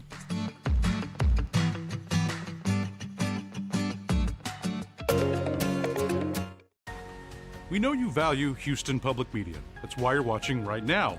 So take the next step and become a new member of the station you rely on. Every gift makes a difference. And what matters most right now is supporting the station that brings you the news and information you rely on. It only takes a minute to make a big difference. So join as a new member today at houstonpublicmedia.org/donate or call 800-364-8300. Places, issues, and ideas that define Greater Houston. And we do it live on the air weekday mornings at 9 on News 88.7. But we know you're not always available then to listen. So subscribe to our podcast wherever you get yours, or find each day's program to stream online at your leisure at houstonpublicmedia.org. And reach out with questions or comments anytime. Email us at talk@houstonmatters.org. Then there was The Wizard of Oz, which I don't know if anyone remembers, there were these flying monkeys in that movie, which terrified my sister. So she made another version without flying monkeys in it, which I have to say did not affect the story at all. Join us for more true stories told live next time on the Moth Radio Hour from PRX. You can hear the Moth Radio Hour tomorrow at noon on News 88.7. Get to know how people around the world have used local herbs for their health. All of our ancestors practiced herbs for health. Do like the Norwegians do and keep some dark bread on hand for a late-night sandwich. It's called kveldsmat, which means the evening food. And find solace in the empty corners of America. You look where the lights are, and you go where they're not. On the next Travel with Rick Steves. Travel with Rick Steves tomorrow morning at 6 on News 88.7. And now back to Hello Houston. To comment on any of today's topics, call or text 713-440-8870 or email us at talk@hellohouston.org. Now here's Celeste Díaz Schurman and Frank Billingsley. While Houston continues to grow and thrive, there's an important challenge that often goes unseen: adult literacy. Nearly 1 in 3 adults in the city struggles with basic reading skills. That's right, 1 in 3 adults, which can affect everything from job opportunities to health and financial decisions. Last week, we spoke about adult literacy with Oliver James, who wrote a book about his experience of not being able to read, and then he ended up writing a memoir, Unread, a memoir of learning and loving to read on TikTok.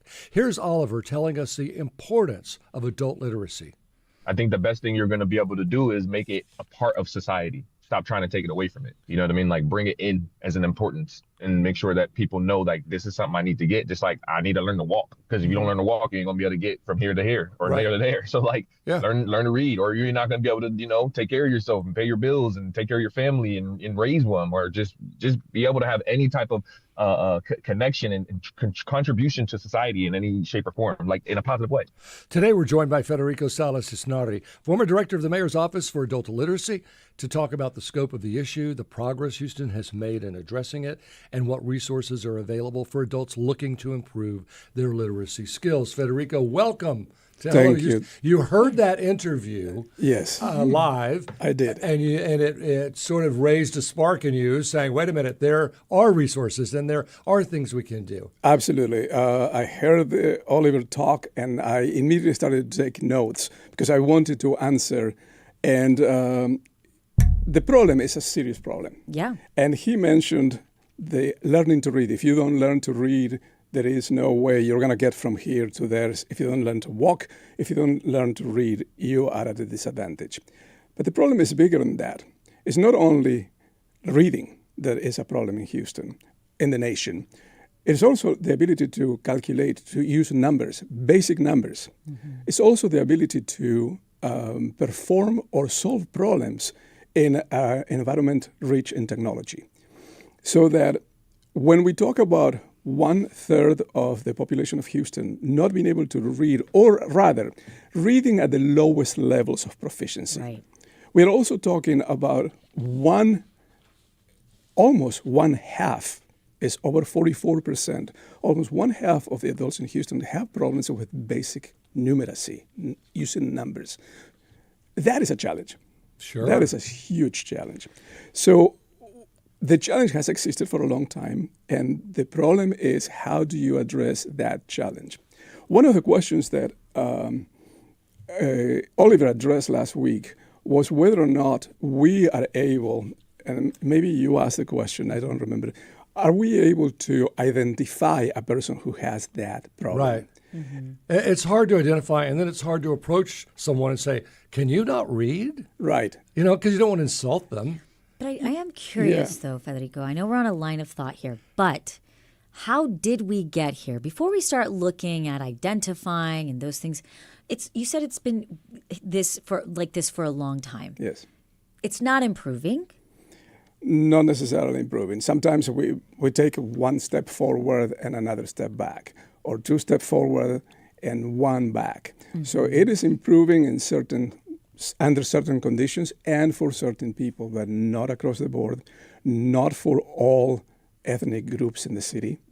So, and that is a challenge that we need to address. And the only way to address it is address it systemically, address it for every component of our society.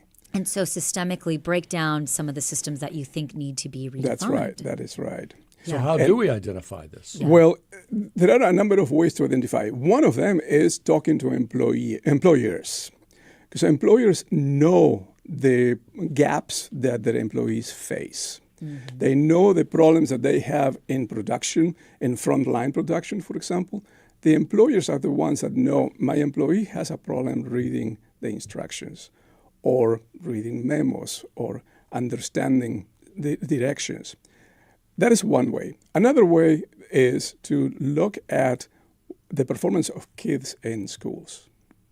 Sure. That is a very, very, very good indicator of how their parents are doing. Well, Oliver felt like the school system is what really held him back. That he maybe Absolutely. wasn't a great kid. He didn't say he misbehaved, but he sort of implied that he was difficult. And so they just kind of pushed him from grade to grade to grade without teaching him what he needed to know. And unfortunately, we do that everywhere in the country, and Houston is no better. So the school districts also push you through. Oftentimes, they don't have the resources, and this is not the fault of the school district. They don't have the resources to address the issues when a kid falls behind. And a kid is, by the time that the kid is in 3rd grade, you pretty much know whether they are going to succeed or not. Third, you said? 3rd grade. Yeah. You know if they are going to succeed or not. Well, isn't that one of the parameters reads at a 3rd grade level when they're in 3rd absolutely. grade? Reads It is at a a 4th grade parameter. level. I mean, that's just one of the givens. And if they don't, they go to summer school to learn to read. That is a parameter, absolutely. So the problem is very large. At the national level, we talk about 1 in 5 people read at the lowest levels. In Texas, is 28%. In Houston, is 32%. So the 1 in 3. Almost 1 in 3. We are speaking with Federico Salas-Isnardi, the former director of the Mayor's Office for Adult Literacy. If you would like to join the conversation, you can call or text 713-440-8870. We have a call from Chris from Cyprus is on the line with a question for Federico.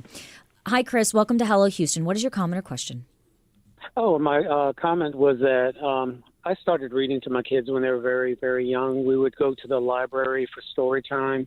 Also, we would read bedtime stories, and it really made a big difference in them being avid readers. But people that can't read are very intelligent. They're talented, they're observant, they have good memories. Yes. And just a reminder, when Fantasia won American Idol, she was brave enough to come forward and say that, she couldn't read. And I've always taken my hat off to her for that.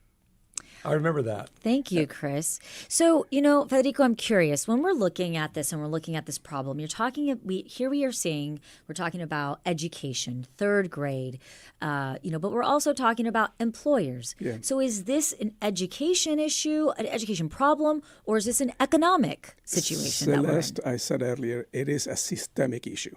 Yeah. So it affects employment, it affects education, it affects the health of the city. During the pandemic, the people who we called essential workers were workers with the lowest levels of education. And yet for us, they were essential. They were at a risk of getting sick, and in fact, they got sick. Yeah. Chris makes a very good point. He started reading to their kids very early, but he has the privilege of being able to read. Right. If you can't read a book to your children, then those children don't have the example, the modeling that is necessary to develop a culture of reading throughout your life. So, how are we getting there? Dyslexia? Are the kids can't read because of the physical issues that they just don't have it? Because I just don't Accessibility, I would It's imagine. hard for a lot of us to wrap our head around first grade when you learn that very first word and you start to learn to read, see Dick run, run Dick run, right? And how does a child not learn to read? I guess is the major question. There are many, many reasons. And I will tell you, Frank, one of the problems is that many approaches to solve the problem of low literacy only focus on one of the aspects. The kid has dyslexia, and that is possible. There are many kids who have dyslexia that is not diagnosed. But there are also issues of access. If you don't have access to books at home, if you don't have the money or your parents don't have the money to have books, if you don't know where to go for a library, or the library is, and in Houston this happens, the library is on the other side of the freeway, you never will get to the library. If in school you misbehave and the school doesn't have the resources to first assess you and then help you along with both your behavior and your reading, that all of those different factors come together.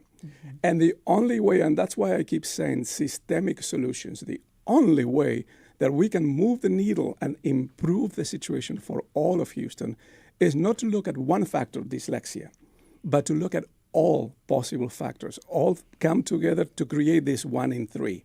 Some of them are dyslexic, probably. Some of them have lack of access. Some of them know how to read, but they are falling behind. And that's one of my questions. Federico, you led the mayor's office for adult literacy. And as we see, Houston continues to grow. Are we leaving people behind? And when we look at the group of people that are being left behind, what are the disparities that, how do we address this situation? Obviously, like you said, from a systematic level. But how do you, in practical terms, what does that look like? What it looks like, let me tell you, Houston has a long tradition of trying to address this issue. Yeah. And in 1986, former Mayor Kathy Whitmire created the Houston Read Commission. The Houston Read Commission made strides to bring together a whole coalition of literacy providers, people who all throughout the city have maybe programs in churches, maybe little community-based organizations, little or large community-based organizations. These are organizations that for many, many years, the Read Commission tried to put together into a large coalition to address this issue. Margaret Doughty was the leader of that Read Commission for many, many years. So Houston has at least 40 years of history of trying to address the problem. But the problem is systemic. In 2019, Mayor Turner created this office, the Mayor's Office for Adult Literacy, to provide all of those literacy providers throughout the city advocacy, because somebody has to talk about the issue. Somebody has to advocate for those. And that's why I listened and I said, I need to talk. Yeah, because sure. I want to advocate for not only the people who don't know how to read, but also those organizations that provide the services. In Houston, there are more than 80 such organizations. More than 80? Yes. Okay. So they are scattered all over. So there are resources. There are many resosources. We just have to have access to them. And you have to be able to read to get those, to know about them. So you need a mentor. Or at the very least, you need to have a phone and somebody who guides you. Yeah. Oliver talked about being not having the resources to be assessed. Well, there are many free resources in Houston. And Houston has an advantage. In Houston, we have the most important education center for dyslexia, which is the Nighthouse Education Center, right here in Houston.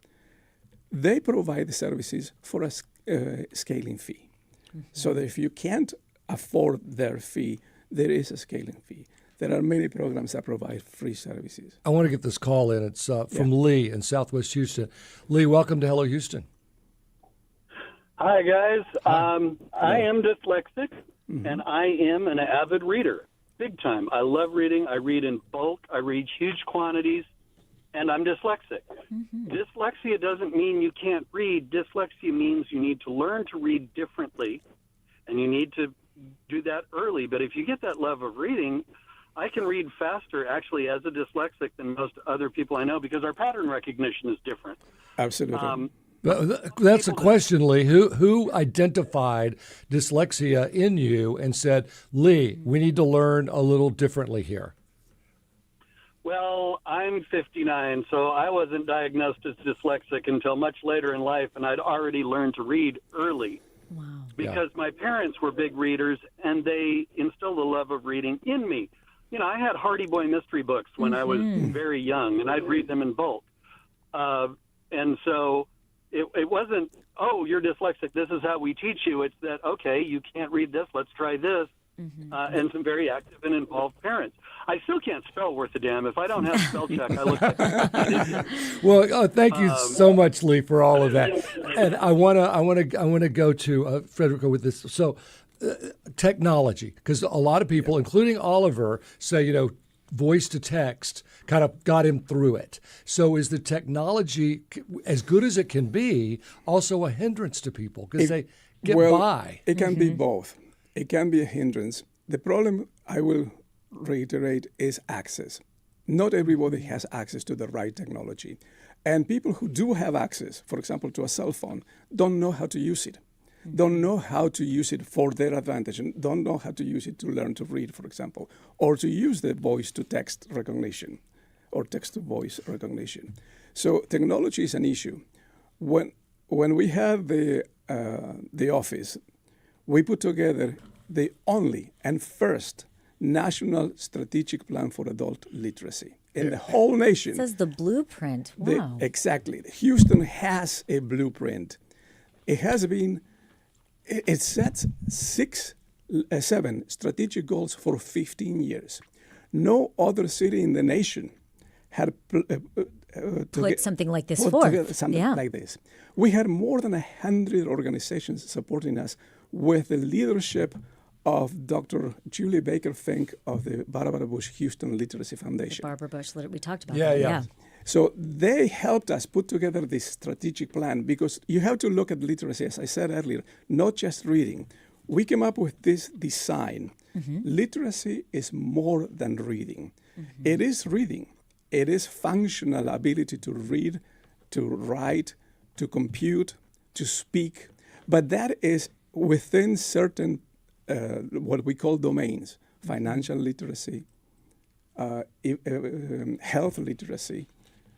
When I talked about the pandemic, health literacy is important. Do you have any statistics on, I know you said a third, did it used to be 40% and now it's down to 33%? I mean, is there any kind of optimism here? There is optimism. And there is optimism because when we started looking at this systemically and addressing different barriers at the same time, we started making progress.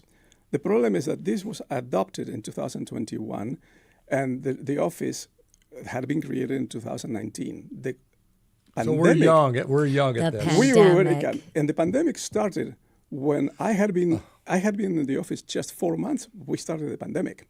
Okay. It's hard to So teach. it was an office of one person for the first 9 months. Sure. Right. And then we started, with the help of the Barbara Bush Foundation, we started to do some strategic planning.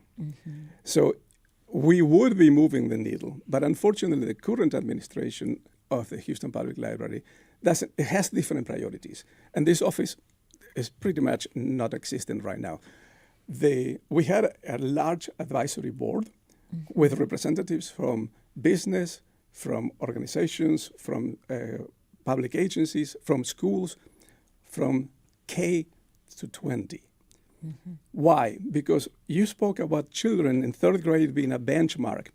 Well, your third grader who is at risk right now will be an adult in just 10 years. Your toddler who is learning to read and may not have access to books in 3 years old, in 15 years, that person is going to be an adult. So we need to plan systemically. And some people called me when I was in the office and they said, why do you want to collaborate with me? I work with toddlers. Well, because that toddler you're working with right now will be an adult soon. We can plan together how we are going to move the needle. How are we going to make sure that Houston has people who can read, write at a functional level and demand in today's economy. A lot of people listen to us on the radio, clearly. Some who listen because they can't read and write. What would you say to them right now? Well, that there are resources, no matter the age. Is there a website? Is there a phone number? There is a website for the Houston Public Library, and the office technically still exists within the public library, but there is no one of my staff is left. So there is very little. And this is important because there is, as I said earlier, a list of more than 80 organizations that provide services. Either they will teach you to learn to read and write, or they will teach you in the context of digital literacy. Without digital literacy today, you will not succeed. Right. Your earlier guest spoke about Texas being the fastest growing in total dollars, the fastest growing economy in the nation. You cannot be left behind. If you cannot read and write, you will be left behind. Today's economy requires a high level of comfort with technology. If you can't read and write, if you don't have access to technology, you will not be able to take advantage of that fast-growing economy that Texas has. Federico, I'm curious what makes you passionate. What made you passionate about adult literacy and literacy in general? I tell you something. I always wanted to be an adult, an educator. And I came to this country without English 40 years ago, but I was in love. I married my wife and stayed in the country. I came to the country because I was already in love with an American girl from Donna, is her name, from Nebraska. And I started teaching soon after learning English. I realized that I could teach English to other people who did not know. What made me passionate about this is a story that I will try to make very, very short. I had a student, my very first year teaching English as a second language here in Houston. Her name was Hilda, and she was 66 years old, and she did not know how to read and write. She could not make any progress during the course. I helped her form the letters. I held her hand and helped her with the A and the B. I printed her name. It was a federally funded program. I printed her name in an index card so that she could copy her own name. She did not know how to. As the semester progressed, many of her classmates were making progress.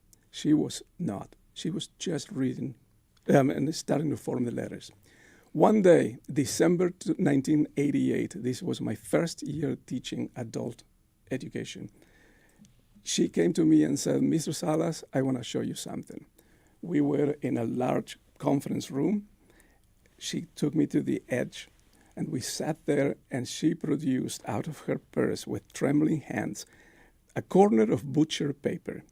And in that piece of paper, she had printed 2 words, and she said, "Mr. Salas, I am an old woman, but last night, for the first time in my life, I was able to print the names of my children." Nice. Her boys were Jesus and Jose. She was moved to tears, and I am emotional 40-some years later when I tell you that. That woman made me passionate, because then I realized that there are different ways of measuring progress. Yes, passing a big test is It's a possible. nice story. But being able to write the names of your children, that absolutely. was, for me, that sold me. Well, but let's make it clear that 66 is not old. No, it's not. Absolutely. Absolutely. I'm Hilda 65. was priceless. Hilda. Okay, so, Federico, bottom line, what needs to happen next to move this needle in Houston? What needs to happen next is somebody has to take the banner of the mayor's office for adult literacy and make the commitment that we had made to the city. When we adopted that blueprint, it became a national model. Cities all over the nation were asking us, how did you do it? How did you bring the community together? How do you move forward in these strategic goals? Awareness, comprehension, multi-generational learning, workforce skills, digital resources. How do you move that together? Well, we were working with this network of 80-some organizations, bringing professional development to them every single month online, every single month. They had training. They had access to resources through the Houston Public Library. Right, that is not happening right now. I met with a number of them just this past week, and nothing is happening. Nobody has that banner. Nobody is doing advocacy. Nobody is convening them.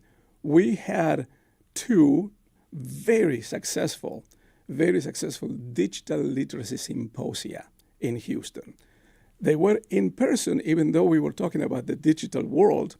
They were in person. We had people come from other states to join us to see what we were doing. That has ended. That is not happening. And that is sad. Whether I retire now, but whether it's me who leads this effort or somebody else, that effort needs to be rescued. And the providers, they are trying their best to help people who have low levels of literacy. Thank you for putting the word out there. I'm going to nominate Federico Salas-Isnardi. You're going to take his retirement away from him? Federico Salas-Isnardi is the former director of the Mayor's Office for Adult Literacy. Mr. Salas, thank you so much for joining us today. Thank you. Great information. Thank you both for inviting me. As you can tell, I am passionate about this issue. Oh, I can tell. And we can make a difference. Coming up, our last minute plan. Stay with us as Hello Houston continues.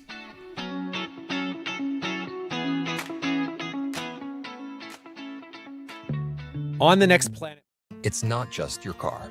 It's the one that brought your kids home from school, took you cross country, held memories, laughter, even a few breakdowns. When it's time to let go, give your car a new purpose. Donate it and turn memories into meaningful support for this station. Plus, you'll enjoy free and easy pickup, potential tax benefits, and a simple donation process. Your gift supports the programs you and your family love. Donate today and help keep public media strong. Call or donate online. Men say they have no close friends. Podcaster Mark Pagan has been interrogating why. Here I am in my 30s, finding how deep the layers are in terms of how we're raised and how hard it can be to get rid of some of the funky stuff that comes up. A conversation about making and keeping close male friends. Join us next time on Embodied. Sunday night at 8 on News 88.7. Houston Public Media, in partnership with Texas Southern University, brings to you The Vibe. R&B, hip-hop, and neo-soul. Music that resonates with all ages. The Vibe on 88.7 HD3 and on the Houston Public Media app. Support comes from Base Power. As hurricane season approaches, Base offers energy plans with automatic whole home battery backup with new extended outage protection. Eligibility details at basepower.com/NPR. Support for Houston Public Media comes from Metro, introducing the Ride Metro Fare Card.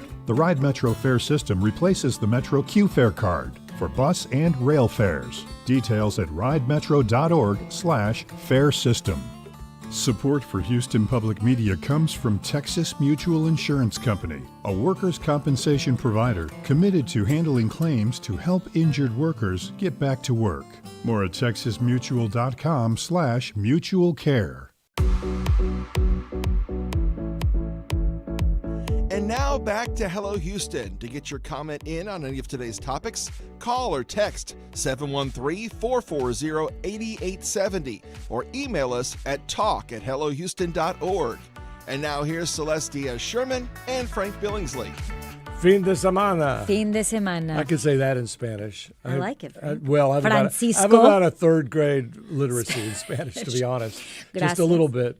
So I don't think people are completely illiterate when we talk about that. No, I think but that's the point. Yeah. It's a functioning thing.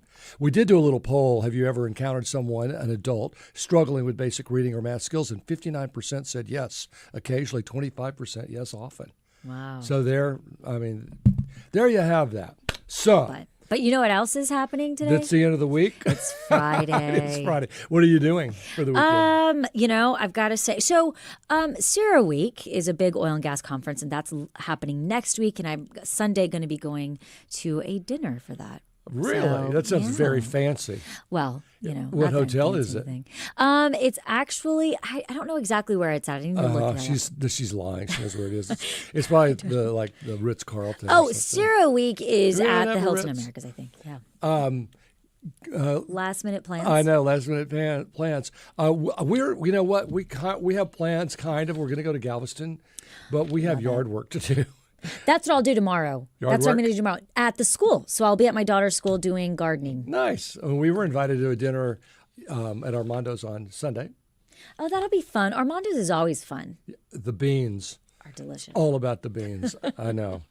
But you know what else is happening around town? What? We've got you covered if you don't have plans. On Saturday, the 54th annual Buffalo Bayou Partnership Regatta. This is the largest canoe and kayak race in Texas. This event brings together hundreds of paddlers for a scenic and spirited race through the heart of the city to help support Buffalo Bayou Partnership's ongoing work. The race will begin at 8 a.m. Frank, have you ever been on a canoe in any of our bayous here? No. I haven't either. I've been in canoes only because I went to camp as a kid. Well, remember Lake I told you that Austin, story about portaging through Canada, where you put a canoe on your shoulders and you take it from lake to lake? That was hell, let me tell you. I remember that. The third annual Girls on the Green at Discovery Green is also happening. This is a free event celebrating Women's History Month. The event will feature live music by Houston's own garbage girlfriend, DJ Gracie Chavez, a reading from Houston's youth poet laureate, Kavya Dur, and also panel discussions with women leaders, photo ops, and outdoor screening of Wonder Woman and more. This event will be from 4 p.m. and 9 p.m. So that'll be fun at the Discovery Green. And also on Sunday, there's going to be the Rodeo Houston will present. Cody Johnson wraps it up. Cody Johnson. Yeah, that'll be fun. Concert's early, too, at 5. At 5. And you're right, wrapping it up. Yeah. Rodeo. Can you believe the rodeo is gone almost? No. I know. I don't. It's interesting. We talked about Fleet Week happening. It was rescheduled from November. Now it's happening in April. I'm excited for Fleet Week. I think it is amazing that Houston gets to have it. I don't know what to expect, to be honest. I think it's going to be amazing. I think you're right. But I mean, will these people, will they go to Galveston? They're will they be all go over. to Clear Lake, League City, Houston, downtown Discovery Green? I don't know where everyone's going to be, but I think it'll be pretty fun. After having Mardi Gras, rodeo, we have CERA Week. Yeah. Houston might be a little hungover by the time we get. We're going to be tired. Anybody else tired, Houston? Okay. It might be Beat Week. Yeah. Jazzy Sundays in the Park. Matias Latin at Discovery Green. This is part of Discovery Green's free concert series. This week's concert will feature Houston native blues artist Matias Latin with the Unusual Musicians Collection Band. That concert is from 5 to 7. And again, most of these events, I believe so far all of them are free except for the rodeo. By the way, tomorrow there's Out at the Rodeo, which is the gay event. Oh, nice. You can Google that. I think it's at the Wine Garden. Fabulous. On tomorrow, Saturday before, and they have drag queens and wine and what a better Saturday out can you at ask the for? rodeo. Do you think they'll follow the dress codes? Oh, They have to now. I guess so. Yeah. Also, all weekend long, we talked about the Jewish Film Festival. There's also the Houston Latino Film Festival happening at the Match. This festival will highlight films from all over Latin America. Festival City. Festival City. And you know what? That music, they're playing me off. Yeah. It's nice working with you this week. We'll have Ernie back next week. Ernie will be back. We want to thank you for joining us today and this week. That brings us to the end of the week on Hello Houston. We'll be back again with more conversations. We'll also be joined by Rice University President Reginald DeRoche. In the meantime, you can catch the best of Hello Houston Saturdays at 1 p.m. and Sundays at 11 a.m. right here on News 88.7. Have a great and safe weekend, Houston.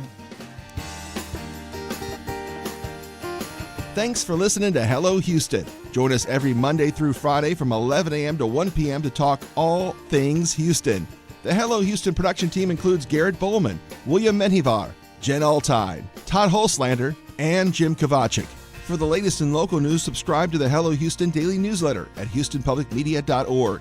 Hello Houston is a production of Houston Public Media. The opinions expressed by the guests of this program are solely their own and do not represent the views of management, staff, or underwriters of Houston Public Media. This is News 88.7.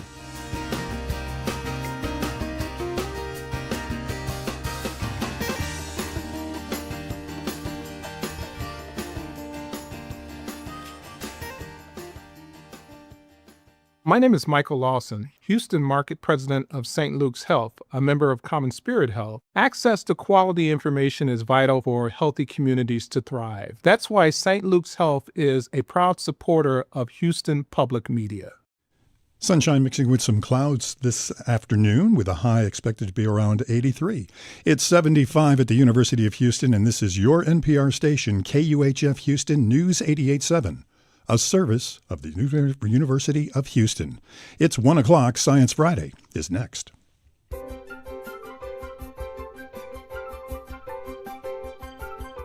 How do you make an alien Hollywood ready? I'm Flora Lichtman, and this is Science Friday.